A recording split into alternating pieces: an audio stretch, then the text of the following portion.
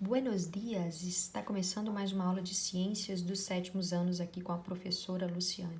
E o tema da nossa aula hoje vai ser Gimnospermas, o terceiro grupo das plantas aí do reino plantário, que se encontra na unidade temática da apostila de vocês, número 6. Retornando um pouquinho da aula passada, nós vamos falar então da evolução de algumas espécies do reino aí plantário. Possivelmente então as algas deram origem às primeiras plantas, denominadas então de briófitas, o primeiro grupo de plantas, o grupo mais simples, representado aí pelos musgos e pelas hepáticas.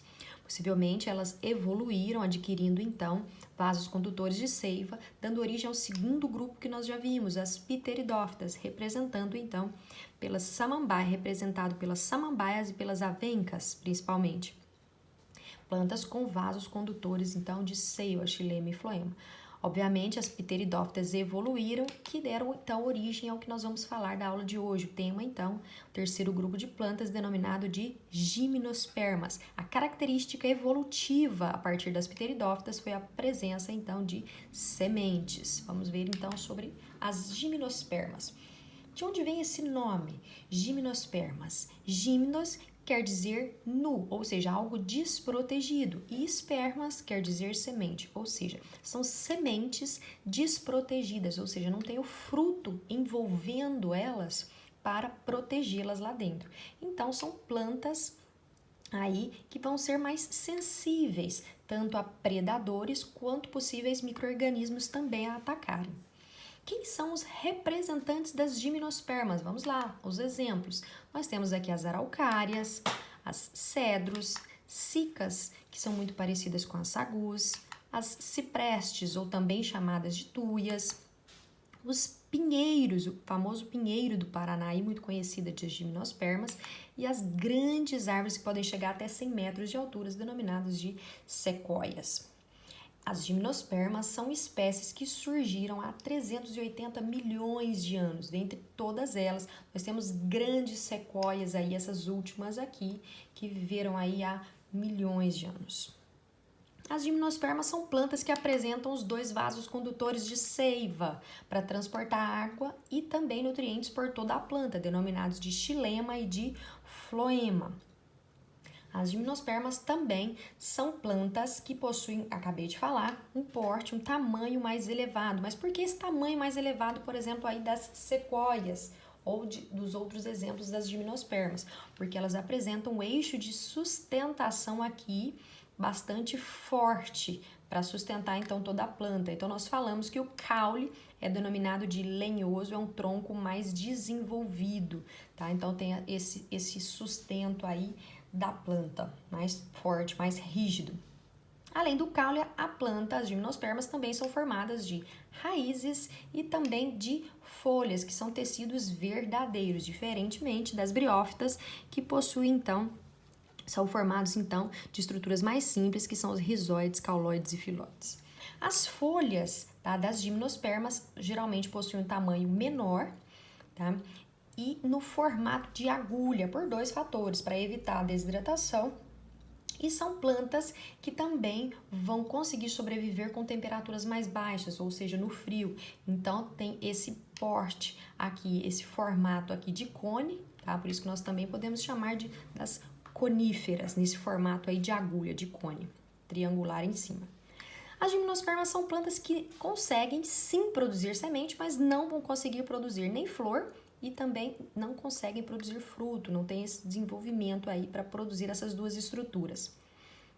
Uma nova característica é a não dependência da água para a reprodução. Então, isso é uma conquista evolutiva para esse grupo de plantas, ou seja, não há necessidade da água que a água leve o gameta masculino até o feminino para acontecer a fecundação, não.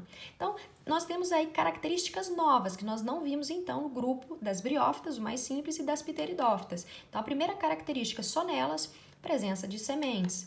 A segunda característica, somente aqui adquirida a partir das gimnospermas, esse tronco bem desenvolvido permitindo grande porte. E a terceira característica, então, primeiramente adquirida pelas gimnospermas, é essa não dependência da água para a reprodução, que tanto as briófitas quanto as pteridófitas ainda dependem da água para levar o gameta masculino até o gameta feminino e acontecer a fecundação. Vamos então falar um pouquinho dessa planta das gimnospermas e o seu clima. Essas plantas, então, elas têm preferência, ou seja, elas são adaptadas para ambiente com temperaturas mais baixas, um clima frio, um clima temperado.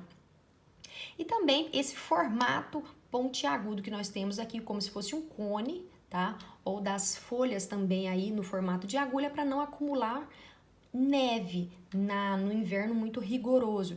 Então, nós vamos ter aqui alguns ventos, então, e aí essa neve que vai estar sobre a folha, obviamente, vai cair no solo, então vai ser uma característica adaptativa para a planta de sobreviver nesses ambientes extremamente frios. Nós temos, então, 2 biomas, onde nós podemos encontrar bastante gimnospermas, e, obviamente, são ambientes com temperaturas mais baixas, mais frios. Nós temos aqui nesta figura representando então o bioma taiga ou floresta dos pinheiros, muito encontrado então nessa parte norte aqui, nós chamamos então da América do Norte, tanto a Europa quanto a Ásia. Nós também encontramos gimnospermas na parte do hemisfério sul, aqui representado aqui na parte sul do Brasil, nós encontramos então as matas de araucárias. Então, mais especificamente aqui na região sul, no bioma da Mata Atlântica, nós podemos encontrar, por exemplo, bastante espécies de gimnospermas, tanto no Paraná, aqui embaixo, quanto em Santa Catarina, quanto também no Rio Grande do Sul. E, obviamente, são os 3 estados que apresentam, então, temperaturas mais baixas. E essas espécies são adaptadas a esse clima mais frio. Então, aqui nós temos representando a taiga, aqui no hemisfério norte, e as matas de araucárias aqui para nós no hemisfério sul.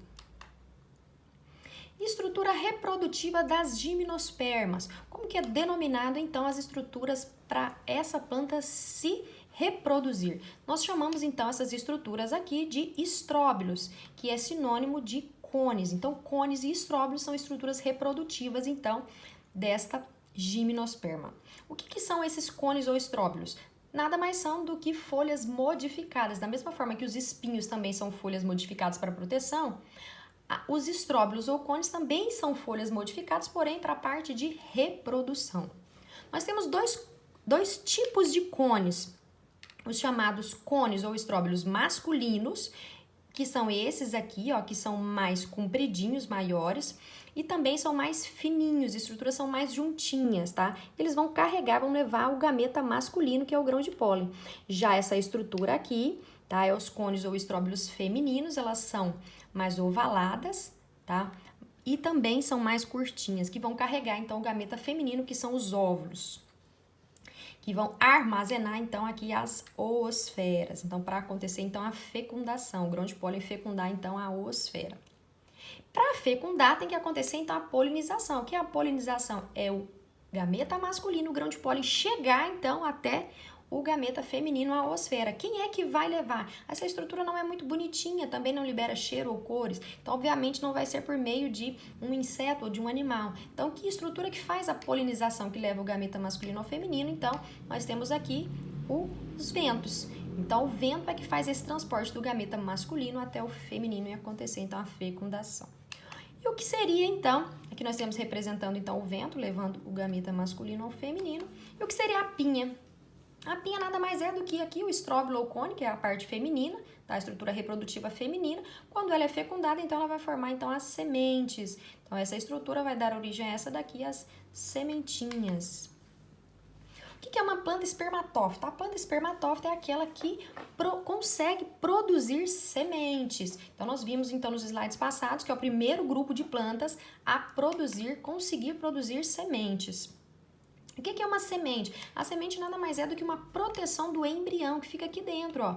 Essa parte verdinha aqui, então, é o embrião. E o que é todo fora aqui, o que envolve o embrião, nós chamamos de endosperma. Nada mais é do que reserva de nutrientes para a plantinha, então, conseguir sobreviver nos seus primeiros dias aí. Porque, obviamente, depois as raízes vão ser formadas e a planta consegue pegar os nutrientes do solo. Mas, então, essa parte nutricional, inicialmente, quem vai fornecer, então, essa reserva de nutrientes, toda essa parte branquinha aqui ao redor do embrião, que é essa parte amarelinha no meio, chamada de endosperma. E o que seria, então, o pinhão? O pinhão, então, vai ser as sementes que nós temos aqui, após ser formado, então, o estróbilo, quando o estróbilo masculino fecundar, então o estróbilo feminino vai formar essa sementinha que nós chamamos de pinhão. E aqui o pinhão fica aqui nessa estrutura, aqui no estróbilo feminino. Então, o que é o pinhão? As sementinhas, tá? Riquíssimas em nutrientes. Eu coloquei então essa ave aqui, porque ela tem uma importante contribuição, que ela faz a dispersão dessa espécie. Ela vive então na Mata Atlântica. Essa ave se alimenta exclusivamente do pinhão, dessas sementes nuas aí, porque não tem o fruto. Então ela enterra algumas partes, algumas sementes ela se alimenta e outras ela enterra no solo.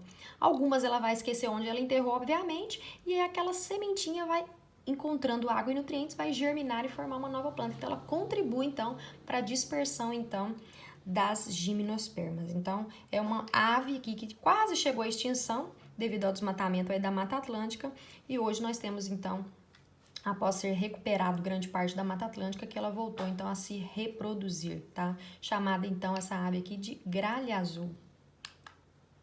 Nós temos aqui 4 grupos que nós representamos então as gimnospermas e os seus exemplos.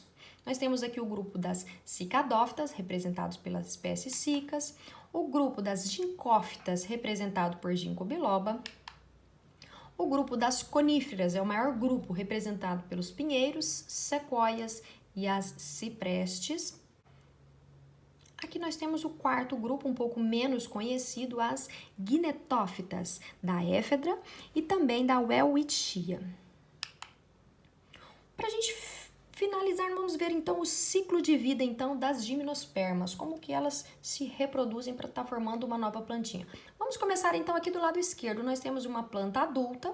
Essa planta adulta, formada tanto de raiz, caule e folhas, as folhas modificadas, nós vimos então que é denominado de estróbilos ou cones masculinos, aonde vai estar produzindo o gameta masculino, o grão de pólen, e também é produzido os cones ou estróbilos femininos, tá? Que também são folhas modificadas, só que femininas, que vão ter nelas o óvulo, que é o que vai armazenar o gameta feminino, que é a oosfera. Então, vamos lá. Aqui nós temos o cone masculino, então, produzindo o grão de pólen. Ele vai ser levado, então, pelo vento, para poder estar fecundando, então, a parte feminina, o estróbilo feminino, tá? A oosfera. Só que para acontecer, então, a fecundação, vai haver a formação de um tubo. Esse tubo é chamado de tubo polínico. É onde o grão de pólen ele vem abrindo um caminho para ele poder fecundar esse caminho aqui, para ele estar fecundando, então, o gameta feminino. Então, aqui nós temos o óvulo. O que é o óvulo? O óvulo é o que armazena, tá? Esses 2 pontinhos aqui que nós temos aqui, essas 2 bolinhas, que são as oosferas, tá? Então, vai ser fecundado aí para estar formando, então, essa primeira célula que nós chamamos de zigoto, que é a união, então, do gameta masculino com o gameta feminino. O zigoto se desenvolve e vai estar formando, então, o embrião. Então, o embrião fica nessa parte interna aqui da semente, tá? Obviamente, junto com o endosperma, que toda essa outra parte aqui que envolve o embrião, tá? Que é a reserva de nutrientes que nós acabamos de ver. Essa sementinha, quando ela encontrar condições adequadas, quando ela chegar no solo e encontrar água e umidade e está encontrando também nutrientes, ela vai então passar por um processo denominado de germinação. Ela vai germinar, vai começar a formar as raízes e vai crescer e formar uma nova plantinha, uma mudinha que vai se desenvolver e vai estar formando uma planta adulta e começa todo o processo então de reprodução novamente. Então esse tipo de reprodução nós chamamos de reprodução sexuada, devido à produção então dos gametas masculinos, grão de pólen, e femininos, oosfera. Então este é o ciclo de vida das gimnospermas. Pessoal, eu vou ficando por aqui. Até a nossa próxima aula. Um grande abraço.